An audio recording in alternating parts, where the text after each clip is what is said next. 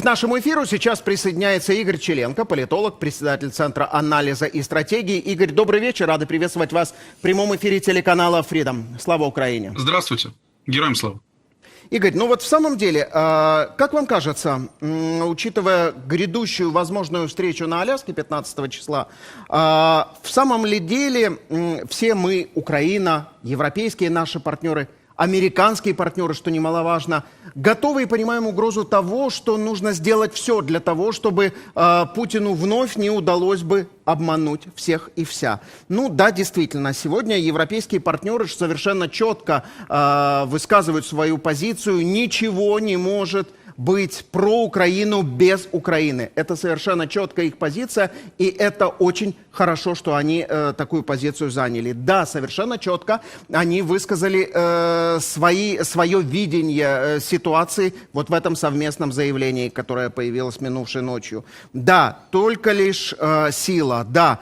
Никаких подарков. Совершенно четко определил нашу украинскую позицию министр иностранных дел Сибига.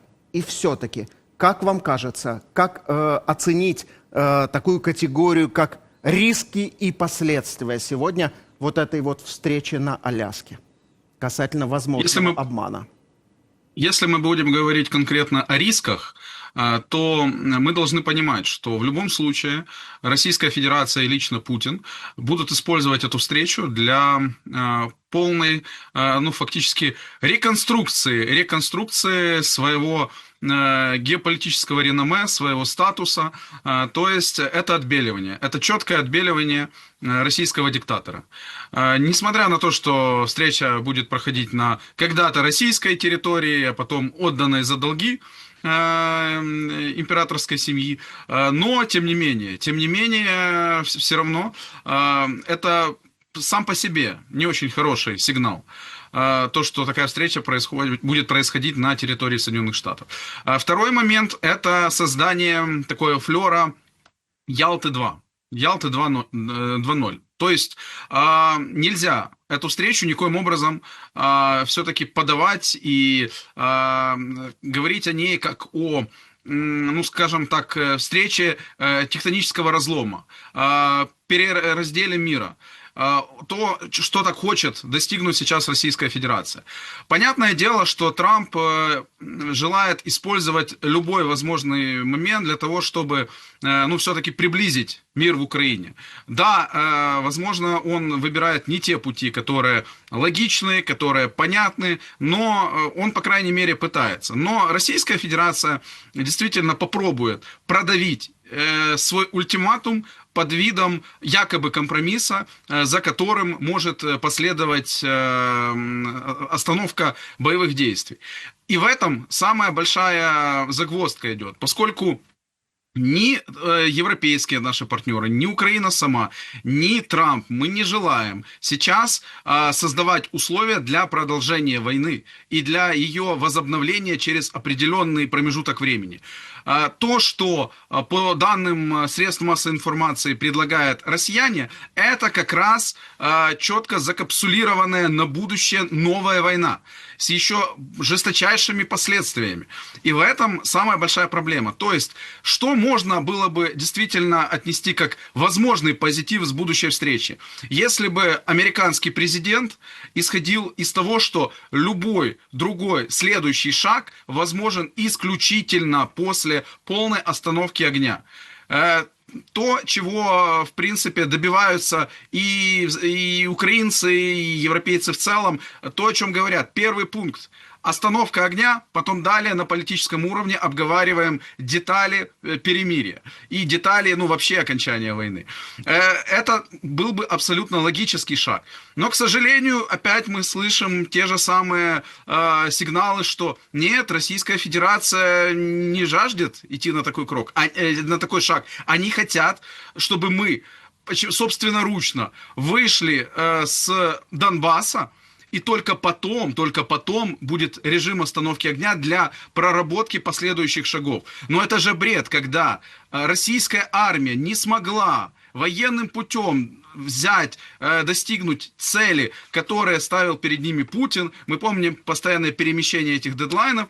И россияне решили через Трампа надавить, соответственно, на Украину, чтобы мы вышли. Но это же, извините, это просто бред. И в этой ситуации, конечно, главное не допустить, ну, скажем так, упрощение этого процесса, где под оберткой мира нам будут фактически продавливать, ну, такой, Чехословакия 38 21 столетия. Такого быть точно не может.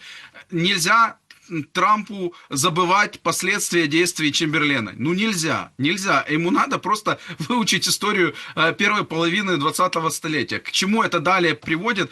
Это вопрос не только безопасности и будущего Украины. Это вопрос безопасности всей Европы, соответственно, союзников Соединенных Штатов по НАТО. Игорь, Линдси Грэм в соцсети X назвал Трампа новым Рейганом и сравнил его с Рейганом, да, что, мол, вот Рейган тогда имел такое отношение к Советскому Союзу, и он все смог и надавить на Советский Союз, и говорит, что у Трампа тоже все выйдет. Но сейчас мы услышали вот буквально свежее заявление Линдси Грэма о том, что война, решение по окончанию войны будет болезненным как для Украины, так и для России. Сейчас, опять же, смотрим на интервью Fox News Джей Ди Венса, который говорит, мы не будем больше поддерживать Украину. Да, мы помним, что сейчас оружие нам покупают европейские партнеры. Но как вы считаете, может ли дойти до того, что Соединенные Штаты, если мы говорим о том, что мы увидим откат, который уже был, правда, ведь полгода назад уже был этот откат, когда Трамп пришел, и у него было нехорошее отношение к Украине, он останавливал поставки оружия. Вот можем ли мы сейчас увидеть не только вот такой откат, но еще и запрет на реэкспорт оружия в Украину? Можем, но тогда что последует? Последует череда отказов от американского вооружения со стороны тех же европейских партнеров. Я не говорю про большие государства по типу Франции, либо Италии, которые сами производят, либо там часть Германии, помним, действительно делают акцент на своем ВПК.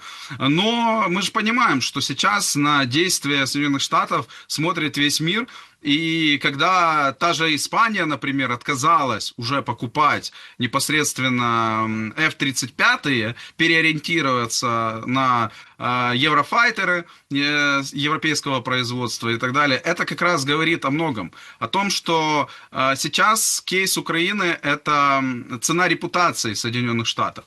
И поэтому, когда Венс говорит, что Соединенные Штаты не будут финансировать войну в Украине, Соединенные Штаты никогда не финансировали войну в Украине. Соединенные Штаты давали возможность Украине и ее армии защититься от агрессии Российской Федерации. Это шаг гуманизма.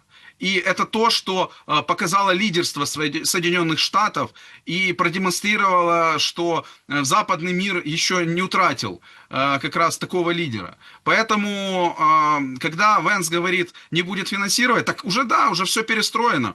Штаты, максимум, о чем мы можем мечтать сейчас? О миллиарде долларов в год по программе USAI, и то по той программе, по которой по решению Элбриджа Колби заказанное для Украины оборудование, военная там техника может быть перекинута там в запасы Пентагона.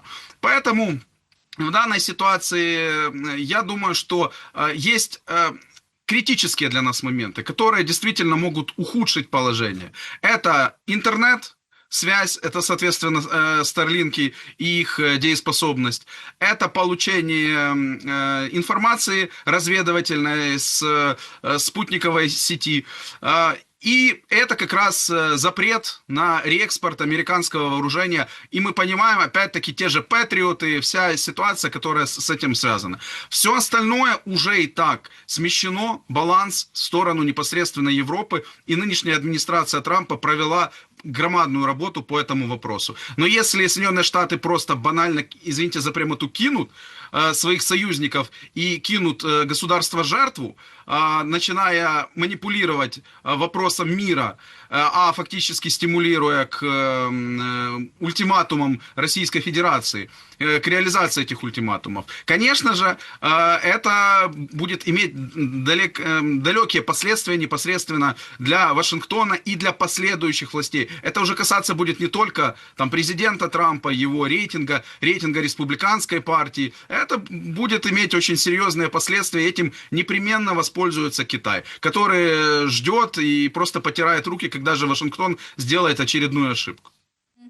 Игорь, ну вот мне действительно кажется, что на самом деле Вашингтон сделает все для того, чтобы ошибки не совершить.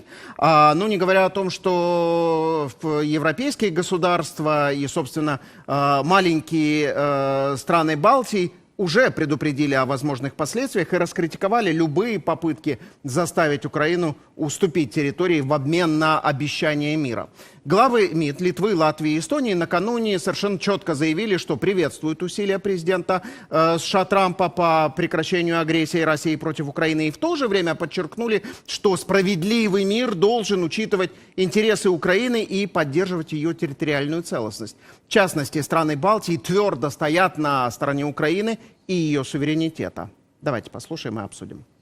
Если границы можно изменить силой, ни одна страна не будет в безопасности. Если страны можно заставить жить под диктатом более крупного соседа, ни одно государство не будет свободным. Суверенитет и территориальная целостность – краеугольные камни глобальной стабильности. Мы не будем поощрять агрессию ни в Украине, ни где-либо еще. Украина может рассчитывать на нашу непоколебимую поддержку в достижении справедливого и прочного мира. Маргус Цахна, министр иностранных дел Эстонии, в соцсети X.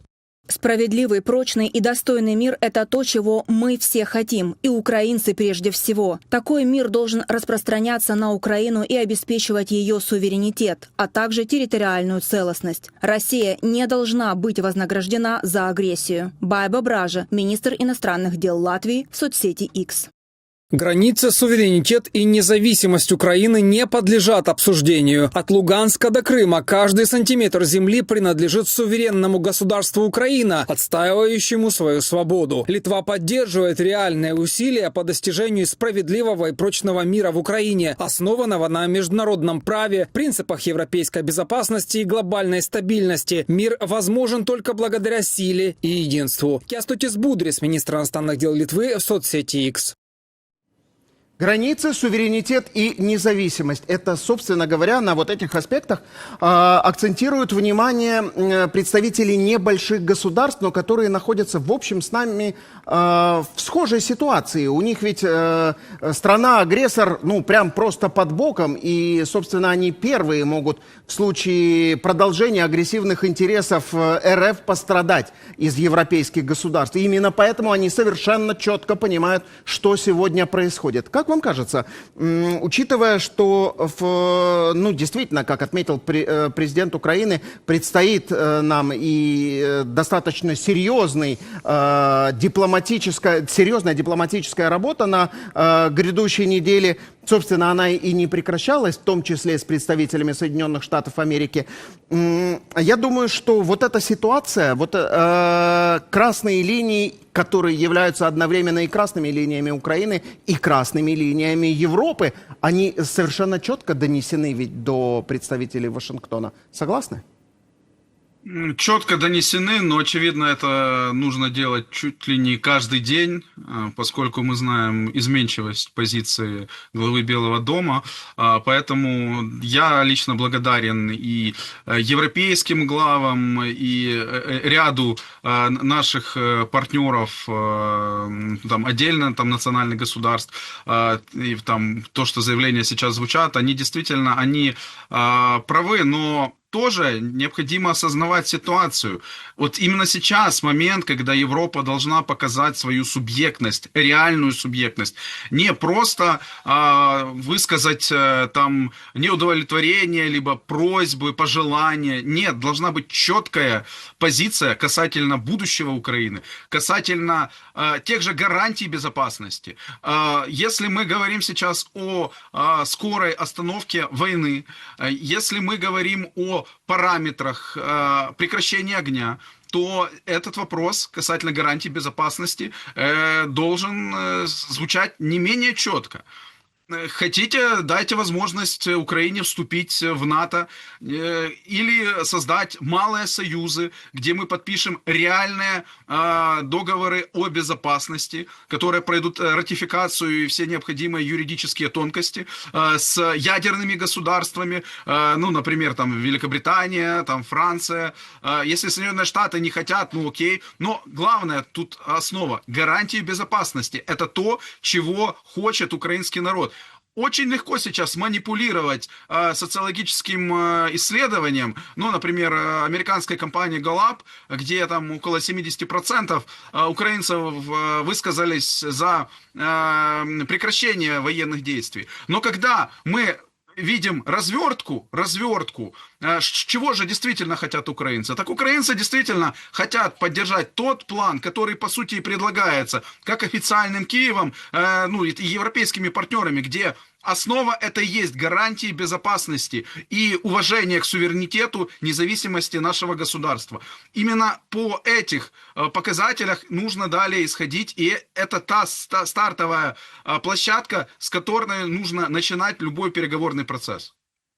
Игорь, спасибо большое за то, что присоединились к нашему эфиру. Конечно же, будем следить и за этими переговорами, и за тем, и будем анализировать, что же сказал еще Джей Ди Венс. И я уверена, что будут и ответы со стороны европейских лидеров на это интервью. Игорь Чаленко, политолог, председатель Центра анализа и стратегии, был вместе с нами на связи.